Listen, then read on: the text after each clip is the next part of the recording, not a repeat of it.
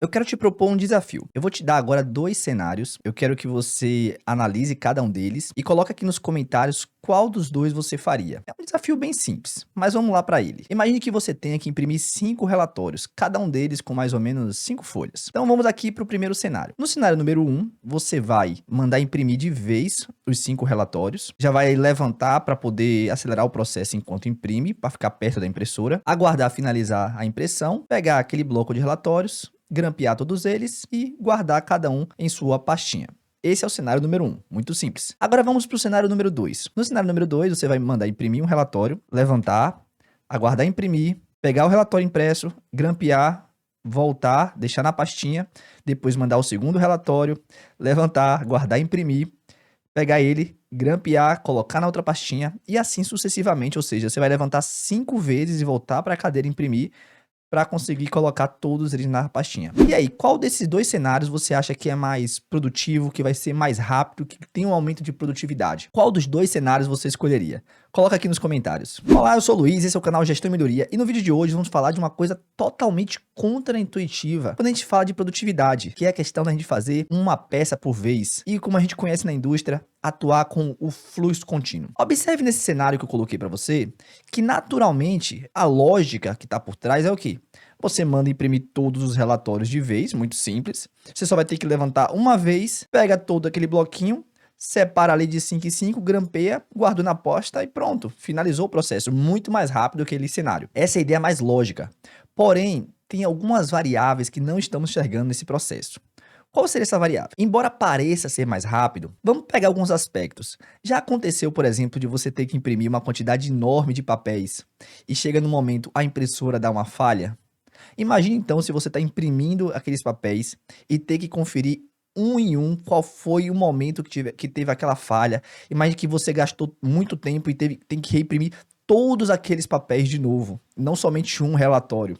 Imagine também que no momento que você se levanta, vai até a impressora e começa lá a separar quanto tempo você vai estar gastando para pegar lá e contar 1, 2, 3, 4, 5, grampeei. 1, 2, 3, 4, 5, grampeei. Observe que esses tempos, eles não são considerados, geralmente, quando a gente atua nessa lógica. Essa é a lógica que a gente fala de trabalhar por lote ou batelada. É diferente do outro processo, onde eu vou finalizar toda uma operação, que é o quê? Vou levantar, pegar meu relatório, imprimir, já confiro se tem algum problema, se tiver, basta que eu reimprime uma única vez, não aqueles 5 relatórios totalizando 25 páginas, porque embora eu gaste o tempo de fato levantando e terminando, se o gerente chegar assim para você e falar, ó, eu tô precisando daqueles relatórios, você pode falar, ó, já tenho esses aqui impresso. Olha a velocidade que o cliente ganha. Mas se ainda assim você duvida, e observe que isso é bem natural, que quando a gente vai no cenário realmente das empresas, das indústrias, dificilmente as pessoas acreditam que realmente trabalhar nesse formato dá certo. Vamos ver aqui alguns vídeos que eu separei para a gente entender junto como funciona essa diferença de um fluxo contínuo, ou como a gente conhece também do One Piece Flow, ou uma peça por vez, em relação ao fluxo conhecido por trabalhar em lotes ou em bateladas. Vamos então aqui para o nosso primeiro vídeo, qual o objetivo é montar essa pecinha dentro dessa caixinha. E aí de um lado vai estar um modelo de produção em lote ou em batelada, como chamamos, e do outro lado no modelo de uma peça por vez, seguindo um fluxo contínuo. Vamos olhar aqui então um pouquinho. Bom, observe aqui que nesse primeiro momento, na intuição, qual é a ideia? Eu vou aqui ficar só na caixinha porque eu sei que é mais rápido para conseguir produzir. E se eu for fazer várias coisas, eu tenho que parar uma hora para fazer outra. Essa é a ideia original. Mas olha só, nesse momento, eu já tenho várias caixinhas prontas, só que a área aqui começa a ficar muito cheia, enquanto o lado do fluxo contínuo, eu já tenho uma caixinha pronta, já para o cliente chegar, pegar e levar. Se ele precisar, preciso de uma peça, já está aqui prontinha.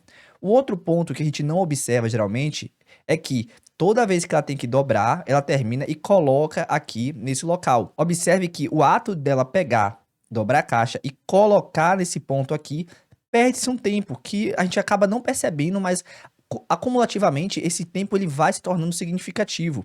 Então olha só o espaço que está aqui, a desorganização que está ocorrendo, enquanto aqui a área fica mais limpa, já tenho 4 caixinhas prontas, finalizadas.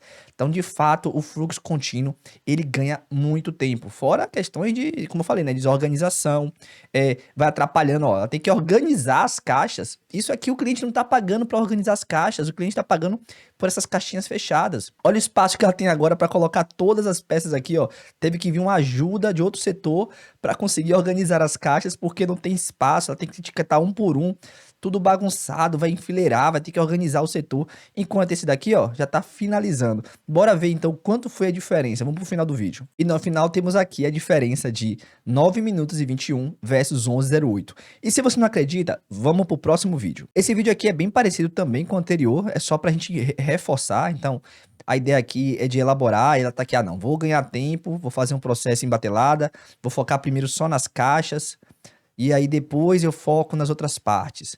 Nesse momento já começa a acumular o estoque, ela tem que parar para organizar as caixas, porque começou a formar estoque. Tudo isso fazem parte dos 8 tipos de desperdícios que a gente fala muito no Lean. Enquanto essa aqui, ó, já tá terminando. O cliente chegou aqui, ó, precisa de uma caixa. A caixa tá pronta. Enquanto olha aqui o da esquerda, ó, não tem nada pronto, tudo bagunçado. Ela tem que ficar organizando o estoque para poder aproveitar a grande produtividade dela, que no final das contas não é nem um pouco produtivo, né? É a falsa sensação de produtividade. Enquanto eu falo aqui, a da direita já parou e a da esquerda, que é em processo em batelada, ainda está finalizando. Olha a diferença. Vamos para mais um vídeo. Esse aqui é bem legal porque ele demonstra uma situação bem próxima da realidade de uma indústria, por exemplo.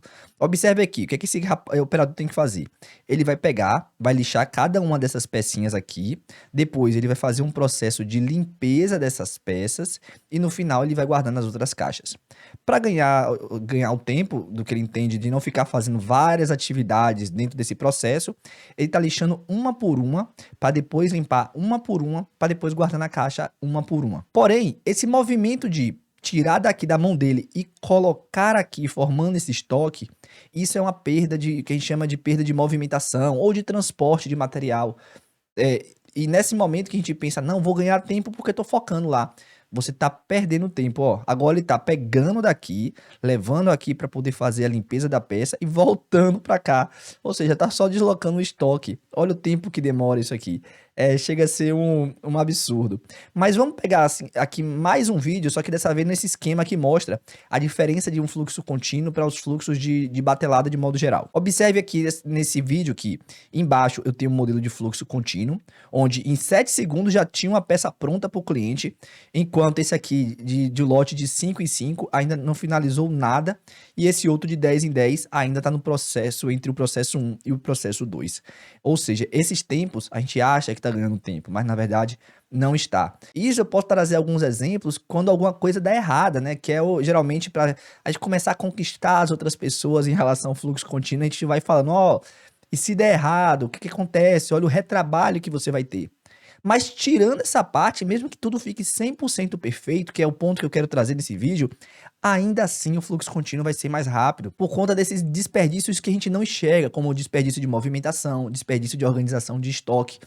O único caso que tem que ser bem avaliado é quando temos, por exemplo, situações de necessidade de fazer setup em equipamentos. E aí o Lean trabalha bastante forte com a questão da técnica lá de SMAD, que é para redução do tempo de setup, para a gente conseguir fazer essa intercambialidade, não precisar fazer grandes lotes de vez, porque, por exemplo, um setup às vezes dura 3, 4, 5 horas para fazer.